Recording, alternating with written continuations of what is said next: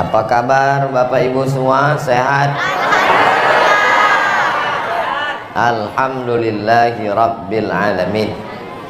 Allahumma salli ala Sayyidina Muhammad wa ala alihi wa sahbihi wa man da'a bi da'watihi wa istanna bi sunnatihi ila yaumi liqa'i rabbih wa ba'du. Saya biasanya kalau pergi ke satu daerah itu saya tanya dulu apa temanya, apa judulnya, apalagi kalau di tempat itu tidak ada balihonya. Macam di sinilah tak ada balihonya. Dikhawatirkan tidak sesuai antara obat dengan penyakit. Jamaahnya sakit perut, kita bawa obat sakit kepala. Jadi tidak nyambung. Pertemuan kita dinanti bertahun-tahun, ternyata begitu pulang saling bertanya jamaah, apa yang disampaikan Ustaz Somad itu tadi? Entahlah, aku pun tak jelas sekali entah apa yang disampaikan. Makanya tadi saya tanya, ini di masjid kita ini Pak, apa judulnya? Dikasih judul, katanya judulnya selama saya tausiah. Baru disinilah judul yang paling singkat. Biasanya judulnya itu mari mempererat ukhuwah Islamiyah. Biasa judulnya dengan menyambut Muharram, mari kita perbaharui niat. Tapi di sini singkat, judulnya pendek aja Pak Ustaz. Apa itu? Kubah. Mantap.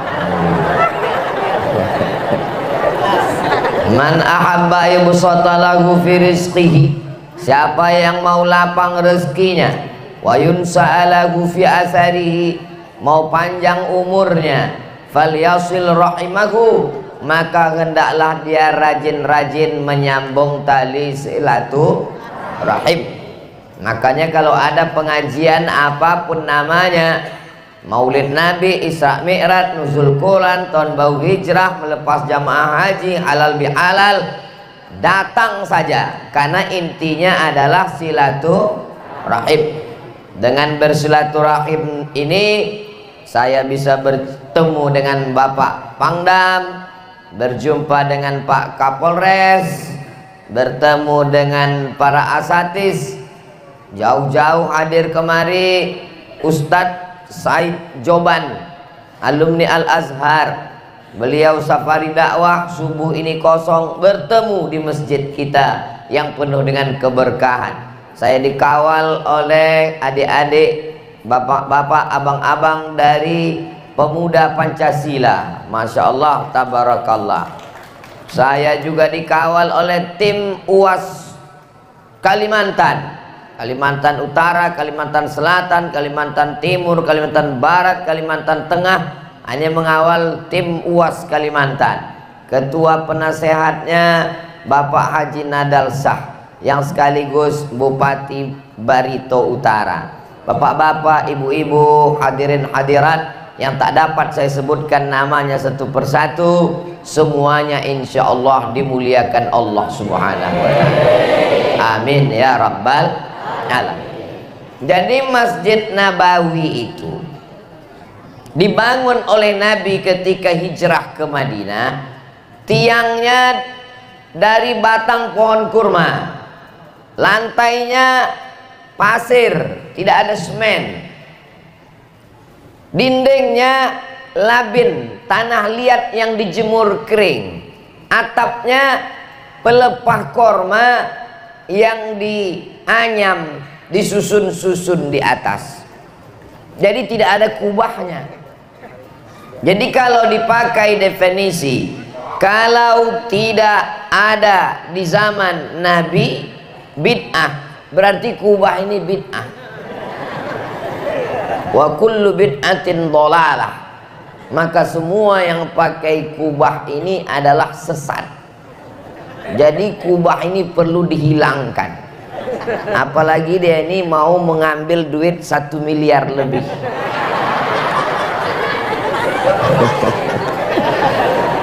Kapan munculnya Kubah ini? Ketika Islam sampai ke Bizantium. Nama kaisarnya Kaisar Bizanti. Maka kerajaannya namanya Bizantium. Tempatnya di Romawi.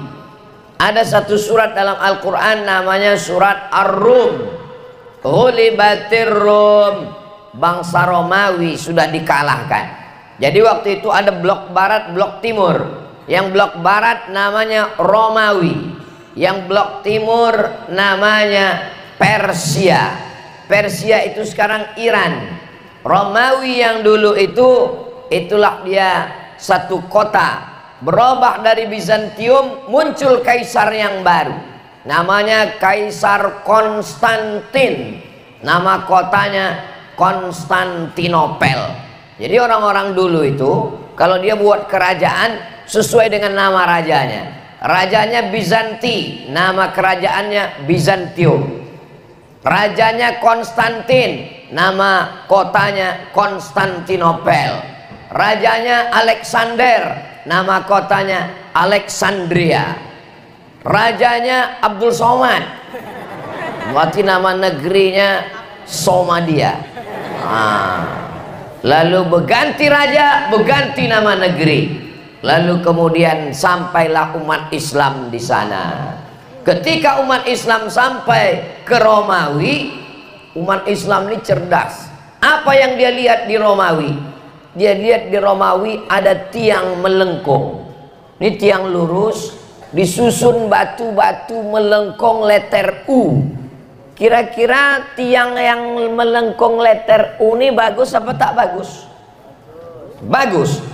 Apa bagusnya tiang letter U? Dengan adanya tiang letter U melengkung, maka di tengah kosong tidak ada tiang. Dengan tidak adanya tiang di tengah, maka soft tidak putus. Dengan tidak soft putus, tidak soft apa ya? Dengan tidak putusnya soft, maka imam menyampaikan sawus sufuf, luruskanlah soft. Jadi kalau begitu, tiang melengkung ini baik atau tak baik? Baik. Maka sesuatu yang baik diambil oleh umat Islam. Inilah yang disebut dengan bid'ah hasanah. Dia memang bid'ah tapi hasanah, baik, maka diambil. Termasuklah ini. Ada ini di zaman Nabi? Mana ada? Ini bid'ah ini. Ini bid'ah. Tak ada zaman Nabi. Tapi ketika dia masuk ke negeri umat Islam yang sebelumnya ceramah cuman hanya bisa 100 orang, saudara sekalian, tapi setelah ada ini bisa yang mendengar 1000 orang. Baik apa tak baik? Baik. Itulah maka dia masuk ke dalam masjid sekarang. Jadi umat Islam ini umat yang cerdas. Sesuatu yang tidak ada zaman Nabi sekarang ada, dilihat dia baik atau tak baik. Ketika dia baik, maka dia bisa masuk ke dalam masjid. Salah satunya yang masuk ke masjid adalah tiang melengkung bernama Kubah. Memang luar biasa judul pengajian. Dia mau jelaskan sejarah Kubah ini dulu. Gimana ceritanya Kubah ini bisa masuk masjid? Itulah asal muasal Kubah yang datang dari negeri tidak Islam. Itulah dia. Makanya saya bawa motor, dipoto, videonya dimasukkan ke TikTok, semua komen, hei Somad, itu buatan kafir, kenapa kau pakai? Ini sudah kafir, bodoh lagi. Kalau kafir, kafir aja, jangan pakai bodoh. Makanya kalau mau nonton ceramah Abdul Somad itu dari awal sampai akhir, udah kafir, bodoh, miskin, tak punya paket 2 giga, kau tontonlah dari awal sampai akhir, bodoh. Yang haram tidak bagus itu, yang tidak boleh dipakai itu adalah agama, ritual, ibadah. Adapun kubah, mikrofon, motor, pesawat, kamera, boleh apa tak boleh? karena dia alat, dia bukan ibadah. Jam dinding boleh dipakai, AC, lampu boleh dipakai. Lampunya bagus sekali, Masya Allah. Ini untuk menyelesaikan kubah perlu dijual ini lampu-lampu ini. Yang tidak boleh itu ritual ibadahnya. Bapak Ibu merasa panas nggak? Panas. Saya sangka saya aja karena baju baru. Kita maklum. Kenapa panas? Yang pertama, masjid ini memang disetting bukan terbuka tapi pakai AC. AC-nya sudah banyak, hanya saja kita ini sudah melampaui. Kalau bahasa kampungnya over capacity, sudah melampaui batas jumlah. Yang kedua, AC ini sebetulnya bisa dibeli lebih banyak, tapi dana itu digunakan untuk kubah. Dia udah mulai nyerempet, udah mulai, tapi belum, tenang. Saya nggak mau langsung, saya sebetulnya bisa aja ambil kotak langsung, nggak bisa, saya nggak begitu. Kenapa? Karena tidak semua orang jantungnya kuat. Saya pernah dibuat begitu, kotak sebarkan, banyak yang meninggal. Jadi kita slow dulu, pelan-pelan. Kalau udah ada jantungnya agak-agak berdegupnya, kita iringi dengan sholawat.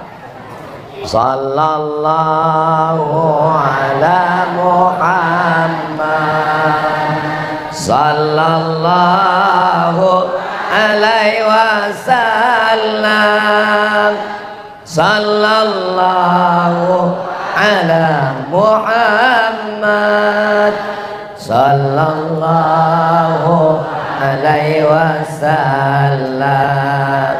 Ya Nabi salam alaika, ya Rasul salam alaika, ya Habibi salam alaika, salawatullah alaika.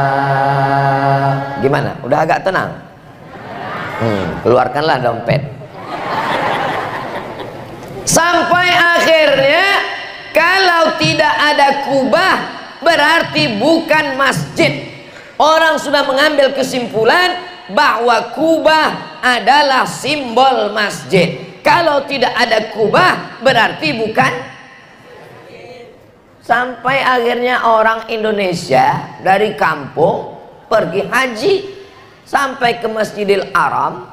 Di dalam Masjidil Haram dia dengar suara azan, suara iqamat, ditanyanya kawannya sebelah, masjidnya mana?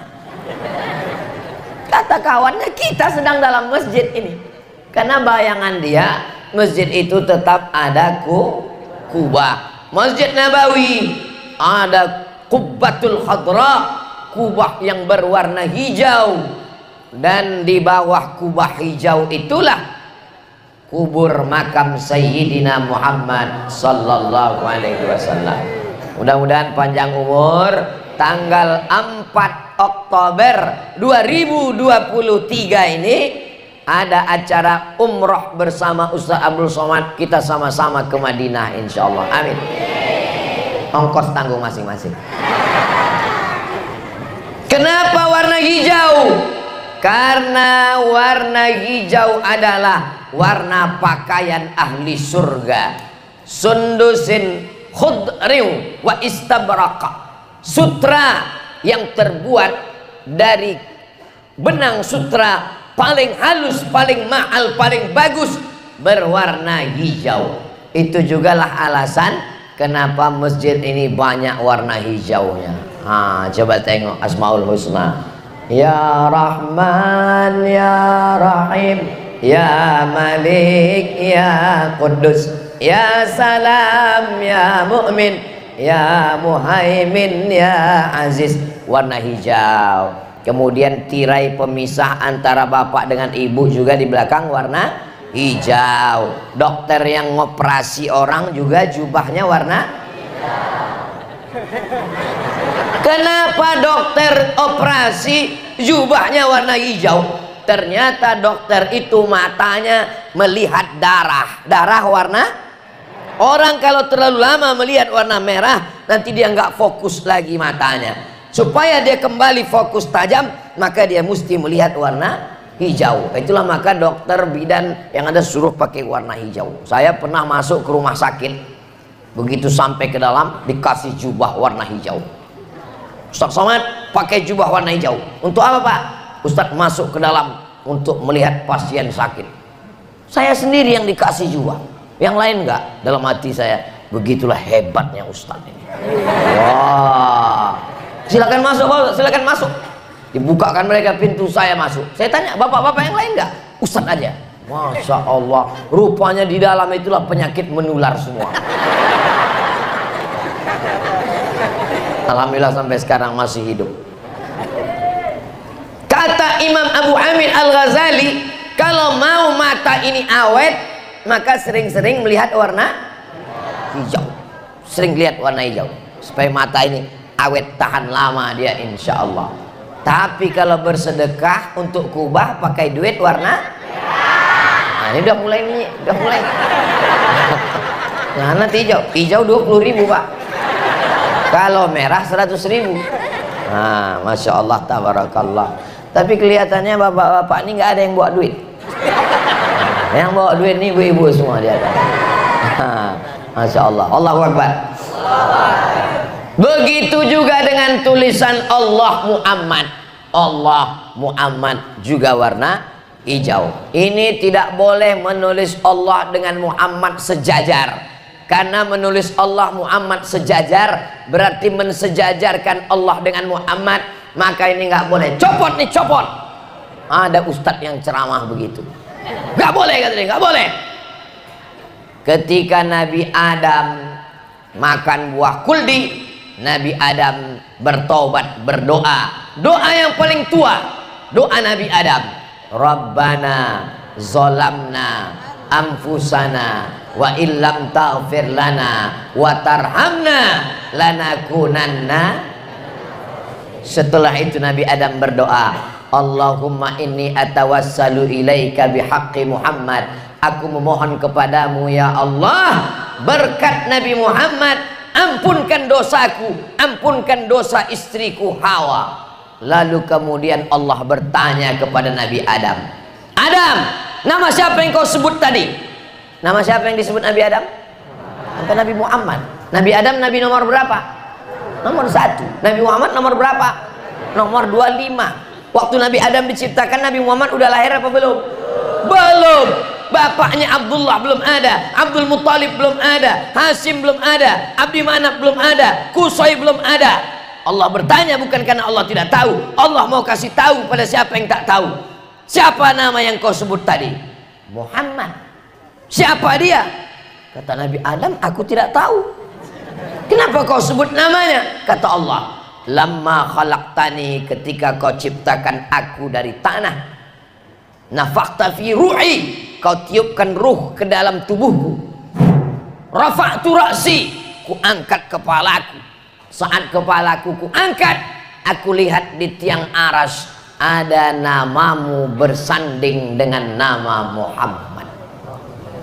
Maka ku sebut namanya. Aku tidak tahu siapa dia, ku sebut namanya supaya engkau ampunkan dosaku berkat makhluk yang paling kau cintai. Karena nama yang bersanding dengan namamu pastilah nama orang yang tercinta, yang paling kau cinta, Sayyidina Muhammad sallallahu alaihi wasallam. Jelas dalil tentang menyandingkan nama ini. Nanti kalau ada ustadz yang berceramah kemari lalu mengatakan ini nggak benar ini, coba cabut. Kira-kira udah bisa jawab? Ini banyak jamaah ini ngundang ustadz asal undang. Sampai ke masjid ustadznya marah-marah, jamaahnya bukan membela masjid malah bingung. Maka semua ini ada dalilnya. Nanti kalau ada orang mengatakan, mengkritik, nggak boleh nulis Allah dengan Muhammad di samping, jawab seperti yang saya jawab. Siap? Kalau nggak siap, bilang aja. Udah dijawab Ustaz Somad. Nah gitu. Mana jawabannya? Saya lupa. Ada di YouTube. Nah, ceramah saya subuh ini bisa diulang lagi nanti pulang besok, ditonton ulang di channel Ustadz Abdul Somad Official. Subscribe, like, share, and comment. Begitu juga tadi ketika memulai acara. Semoga acara kita ini dimudahkan Allah. Semoga pengajian kita ini, hajat-hajat kita disampaikan Allah. Al-Fatihah. A'udzubillahi minasyaitonirrajim. Bismillahirrahmanirrahim. Alhamdulillahirabbil alamin. Arrahmanirrahim. Maliki yaumiddin. Iyyaka na'budu wa iyyaka nasta'in. Ihdinas siratal mustaqim. Shiratal ladzina an'amta 'alaihim ghairil maghdubi 'alaihim waladdallin. Amin. Gak boleh baca Al-Fatihah dalam acara. Bid'ah. Udah sampai videonya. Ketahuan gak ikut grup. Gak boleh baca Fatihah sedang ada acara. Supaya anak-anak kita soleh, Al-Fatihah. Supaya pernikahannya sakinah mawaddah warahmah, Al-Fatihah. Supaya rumahnya selesai, Al-Fatihah. Supaya kubah ini selesai renovasi, Al-Fatihah. Supaya jadi menikah, Al-Fatihah. Boleh apa nggak boleh? Boleh katanya. Tapi ada yang bilang nggak boleh.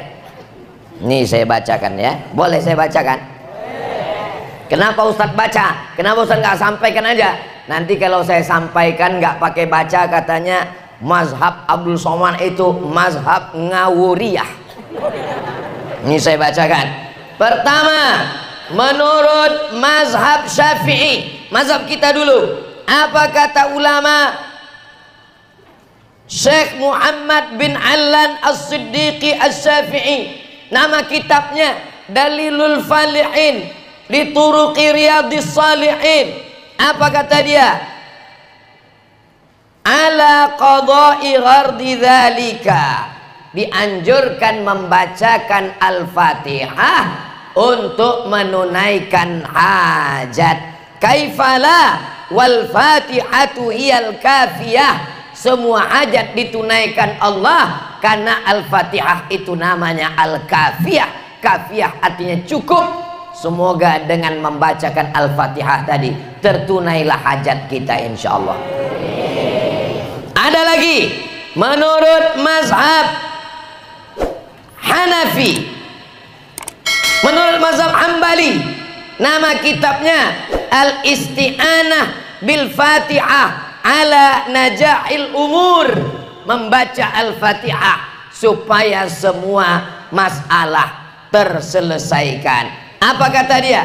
Ihtajja ba'duhum, sebagian ulama berdalil dengan suatu hadis, annahu ma qara'a ahadun al-Fatihata, kalau ada seseorang membaca surat Al-Fatihah liqada'i hajatin, supaya hajatnya terselesaikan, wa sa'ala hajatahu, selesai baca Fatihah disebutkannya hajatnya, illa qudiyat, maka hajatnya itu tertunaikan. Sudah berapa mazhab? Dua. Mazhab Syafi'i, mazhab Hambali. Sekarang kita bacakan lagi mazhab apa lagi ya? Salaf. Salaf. Tahu salaf? Yang untuk gatal-gatal itu. Salaf itu artinya khairul qurun qarni, sebaik-baik abad adalah abadku. Tsummal ladzina yalunahu, satu abad sesudah itu. Tsummal ladzina yalunahu, satu abad setelah itu. Maka arti salaf adalah 3 abad pertama. Apakah kita ini pengikut salaf? Ya, karena kita ikut Imam Syafi'i. Imam Syafi'i itu salaf. Dia 3 abad pertama. Imam Syafi'i meninggal 204. 204 itu masuk 3 abad pertama atau tidak? Emang kalau belum sarapan susah ngingat memang. Hadis kita dari mana? Hadis kita dari Imam Al-Bukhari. Apakah Imam Al-Bukhari itu salaf? Imam Bukhari meninggal 256. Apakah 256 itu masuk 3 abad pertama? masuk. Berarti kita pengikut salaf, tapi kita bukan salaf. Jangan ngaji sama Ustaz Somad. Ustaz Somad itu tidak salaf, yang salaf itu guru kami. Berarti umur gurunya sekarang 1200, karena salaf 3 abad pertama. Ngaji sama Ustaz salaf. Ustaz kau salaf? Iya. Berapa umurnya? Ya sekitar 40 lah. Itu bukan salaf, itu salep. Jelas? Enak kita ngomong sama orang-orang cerdas di balik papan ini. Apa kata Imam apa tadi? Kata Imam Ibnu Qayyim Al-Jauziyah, muridnya Imam Ibnu Taimiyah. Apa kata dia? Sebaiknya penceramah, ustadz, ulama sebelum berfatwa membaca Al-Fatihah. Mana dalilnya? Nih dia. Coba dengar baik-baik. Wa kana ba'duhum yaqra'ul Fatihah. Sebagian ulama membaca Al-Fatihah. Wa jarabna, kami sudah nyoba. Jarabna, kami sudah mencoba. Zalika fara'ainahu aqwa asbabil isabah. Dan kami mengalami di antara sebab terkabulnya doa, tercapainya cita-cita adalah dengan membacakan Al-Fatihah. Semoga yang belum menikah ditemukan jodohnya. Semoga yang sudah nikah punya anak soleh solehah. Semoga yang hadir ini dilepaskan dari hutang piutang. Semoga rehab kubah masjid kita selesai. Semoga kita semua istiqomah mati dalam keadaan husnul khatimah. Al-Fatihah. A'udzubillahi minasyaitonir rajim. Bismillahirrahmanirrahim. Alhamdulillahirabbil alamin. Arrahmanirrahim. Maliki yaumiddin. Iyyaka na'budu wa iyyaka nasta'in. Ihdinas shiratal mustaqim. Shiratal ladzina an'amta 'alaihim ghairil maghdubi 'alaihim waladdallin. Amin. Ini masjid apa namanya? Asy-syuhada. Su'ada. Kalau syuhada itu artinya orang mati syahid. Satu orang syahid, 2 orang syahidani, 3 orang syuhada. Ini bukan syuhada, su'ada. Su'ada itu bentuk jamak. Kalau 1 orang sa'id, kalau 2 orang sa'idani, kalau 3 orang su'ada. Sa'id artinya orang yang bahagia. Su'ada orang-orang yang bahagia. Apakah yang di hadapan saya ini bahagia?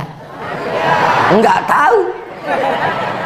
Yang jelas masjidnya masjid Su'ada. Saya yakin dan percaya jamaah masjid As-Su'ada ini adalah orang-orang kaya.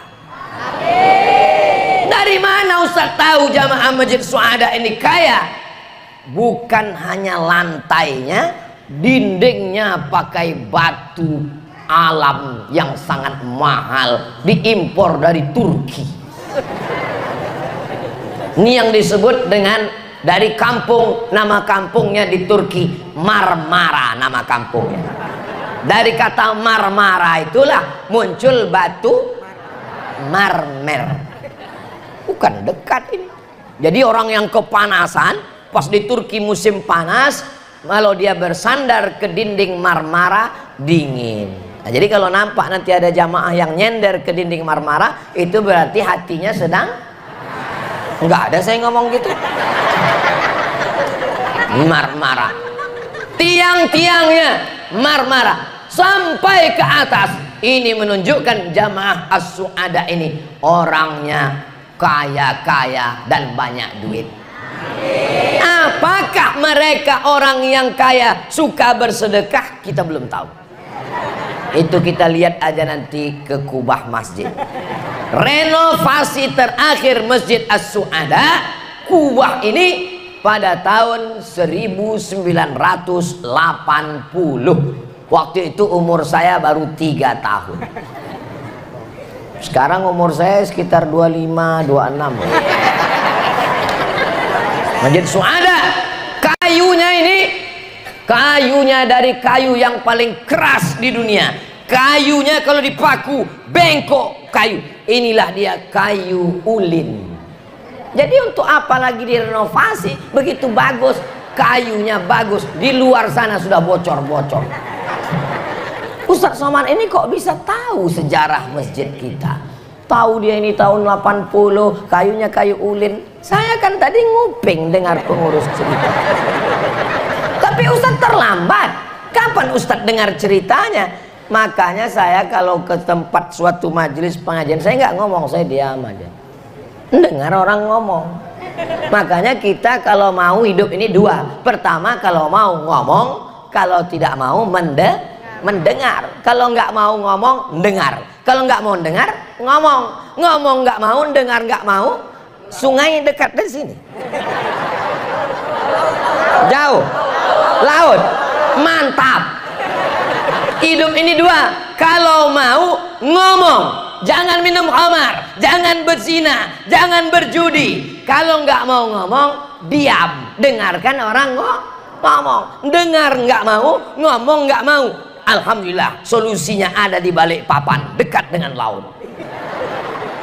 Maksud Pak Ustadz, ya terjunlah kau ke dalam. Apa guna kau hidup di balik papan ini? Buat semak aja, buat macet aja. Setuju Bapak Ibu? Astagfirullah. Kenapa setuju? Matilah orang masuk ke dalam. Tidak semua ustadz itu perlu disetujui. Jadi kalau ustadz nanya setuju? Tidak. Begitu. Kalau yang baik-baik setuju. Kalau yang tidak baik, mudah-mudahan yang tidak mau mendengar, setelah mendengar tausiah ini, dia mau mendengarkan yang baik-baik insyaallah. Lalu kemudian apa tanda Masjid As-Su'ada ini jamaahnya kaya-kaya? Karpetnya tebal. Saya pernah sholat di masjid, sakit lutut kita, semen kasar. As-Su'ada karpetnya Masya Allah. Apa tanda Masjid As-Su'ada ini kaya? Kursinya seperti kursi sultan. Ini punya masjid atau minjam punya jamaah? Punya masjid. Alhamdulillah. Karena di tempat lain pernah juga saya tahu siap kursinya bagus. Setelah selesai langsung diumumkan kepada panitia, segera pulangkan kursi jamaah. Ini rupanya asli, Masya Allah. Lampu-lampunya bagus. Semua jamaah yang datang ke Balikpapan, mampirlah ke Masjid As-Su'ada, lihat lampunya. Mereka semua nanti sampai kemari melihat lampu ini seperti melihat kucing Anggora. Saya khawatir perempuan-perempuan yang sholat ke sini, pulang dari sini suaminya naik darah tingginya. Karena dia bilang, belikan ruang tamu kita seperti lampu Masjid As-Su'ada. Suaminya sudah punya jawaban, jangan minta seperti itu mah, itu milik jamaah, bukan punya. Uang papa juga ada nyumbang situ. Mudah-mudahan bapak-bapak rezekinya melimpah ruah insyaallah. Kalau kita selesaikan kubah Masjid Su'ada ini, ada 5 yang akan kita dapatkan di dunia dan di akhirat. Mau mendapat yang 5 ini? Nantikan, jangan kemana-mana. Yang pertama, kullu mri'in tahta zilli shadaqatihi. Setiap orang di padang mahsyar nanti bangkit dari kubur, dia akan bernaung di bawah sedekah. Jadi bapak nanti akan bangkit di padang mahsyar, saya akan bangkit di padang mahsyar, dan kita bernaung di bawah sedekah. Jadi kalau ada di antara bapak yang menyelesaikan kubah Masjid As-Su'ada, nanti di padang mahsyar ada yang berkeringat sampai ke pinggang, berkeringat sampai ke leher. Tapi ada orang yang adem ayem, tentram, tenang. Siapa dia? Dialah yang menyelesaikan kubah Masjid As-Su'ada, insya Allah. Pak Ustadz, dari sahabat UAS menyumbang 100 juta. dari sahabat UAS menyumbang untuk kubah Masjid As-Suada 100 juta rupiah. Allahu Akbar. Yang 900 lagi diselesaikan jamaah As-Suada. Pak Panitia, mana kotak-kotaknya? Biasanya kalau tausiah saya di mana-mana udah cerita sedekah itu langsung, nggak pakai nanti, nggak pakai nunggu. Karena kalau udah sampai rumah setan udah mulai bekerja. Alladzi yuwaswisu fi sudurin nas minal jinnati wan nas. Nggak ada kotak. Minta anak-anak muda. Mana anak-anak muda, adik-adik pemuda Pancasila, pegang sorban saya ini, ambil semua, naik ke atas. Ibu yang ada gelang, rantai, ada cincin-cincin, tarik semua. Tarik semua dompet-dompet ibu-ibu tuh, ambil semua, mainkan. Oh, apalagi pemuda Pancasila, ambil semua. Masya Allah, ambil semua, masukkan semua, masukkan. Handphone semua masukkan. Allahumma salli ala sayyidina Muhammad wa asghilil zalimin bil zalimin wa akhrijna min bainihim salimin wa ala alihi wa sahbihi ajma'in sallallahu rabbuna ala nuril mubin Ahmad al-Mustafa sayyidil mursalin wa alihi wa sahbihi ajma'in wa ala alihi wa sahbihi ajma'in. Mau mendapatkan naungan di padang mahsyar? Mau mendapatkan atap di padang mahsyar? Selesaikan kubah Masjid As-Suada. Amin ya rabbal. Yang kedua, da'u mardakum bis sadaqah. Obati orang yang sakit di antara kamu dengan Jadi kalau ada ibu-ibu yang sakit, selesaikanlah. Insya Allah mudah-mudahan yang sakit-sakit semuanya sembuh insya Allah. Mana dalilnya? Orang yang sakit kalau bersedekah bisa sembuh. Oh, banyak sekali. Satu riwayat dari Imam Abdurrahman bin Mahdi. Datang orang yang sakit gak sembuh-sembuh. Kata Imam Abdurrahman bin Mahdi, aku pernah membaca hadis Nabi, da'u mardakum bis sadaqah, obati dengan sedekah. Akhirnya jamaah itu bersedekah, sehat dia insya Allah. Tapi ada jamaah yang nggak percaya. Saya nggak percaya Pak Ustadz. Saya udah sedekah, nggak sembuh-sembuh. Sedekahnya berapa Pak? 2.000. Kencing aja udah 3.000 sekarang. Dia masih juga istiqomah 2.000. Kencing kalau 2.000 sekarang itu cuma 50%. Mungkin pengusaha banyak yang cuma bayar pakai catatan juga boleh Ustaz, tidak cash. Ada pengusaha-pengusaha orang-orang kaya yang tidak membawa duit cash, silakan daftar. Satu orang 100 juta, 200 juta, 300 juta. Silakan daftar ke panitia. Penanya sudah siap, kertasnya sudah siap, yang nulis sudah siap, yang ngasih belum siap. Dari Kamar Dagang Industri Kadin Balikpapan 100 juta. Dari Kadin Kamar Dagang Industri Balikpapan 100 juta. Saya pribadi sebetulnya nggak setuju yang kita sebutkan 100-100 ini. Mestinya nggak usah disebut tadi. Kenapa? Karena kalau disebut yang udah mau ngasih duit, nggak jadilah. Itu kalau di tempat saya. Tapi kalau di Balikpapan mendengar 100 juta, makin semangat yang lain pun ngasih 100. Tak sampai tausiah ini selesai, sudah terkumpul 200, tinggal 800 lagi. Hanya 8 orang saja guys. Selesailah kubah kita insya Allah. Takbir! Takbir! Takbir! Kenapa Ustadz bertakbir? Karena setan sudah mulai datang. Kata setan, jangan bersedekah, Sudah 200, ngapain lagi nambah? Makanya kalau ada teman di sebelah yang menghasut, jangan sedekah untuk masjid Suhada. Dari tim UAS sudah ada 100, dari Kadin sudah ada 100. Langsung bacakan ayat kursi. Allahu la ilaha illal qayyum la ta'udhu. Tapi biasanya ayat kursi ini bisa ngusir jin, ngusir setan. Kalau teman kita tidak usah pakai ayat kursi, pakai kursinya langsung. Setuju? Jangan. Mati nanti dia. Kalau mati dia, siapa lagi yang sholat kemari? Saudaraku yang dimuliakan Allah Subhanahu wa ta'ala, Masya Allah, tabarakallah, semakin banyak sorban disebarkan. 8 sorban, 1 sorban 100 juta insya Allah, amin.